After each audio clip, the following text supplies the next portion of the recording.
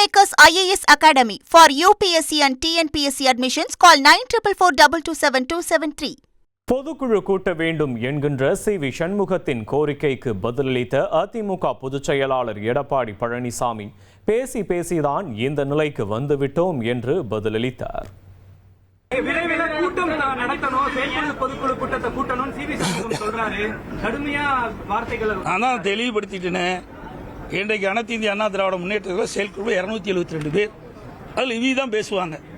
பேசி தானே இப்படி நிலைமைக்கு வந்துட்டோம். ஆக அனைத்து இந்திய அண்ணா திராவிட முன்னேற்ற கழகத்தை பொறுத்த வரைக்கும் ஒவ்வொரு மாவட்டத்தில் இருக்கின்ற நிர்வாகிகளை அழைத்து பேசுவோம். அந்த நிர்வாகிகள் தான் தலைமை கழகம் அறிவிக்கப்படுகின்ற வேட்பாளர்கள், கூட்டணி கட்சியை சேர்ந்த வேட்பாளர்களுக்கு இரவுபகல் பாராமல் உழைத்து வெற்றி பெற செய்யக்கூடியவர்கள் அவர்கள் தான். அதனால தான் அடிப்படை காரணத்தை அறிந்து கொள்ள வேண்டும் என்ற அடிப்படையில் ஒவ்வொரு மாவட்டத்தில் இருக்கின்ற எங்களுடைய கழக நிர்வாகிகளை தலைமைக்கு அழைத்து ஆலோசனை நடத்தினோம்.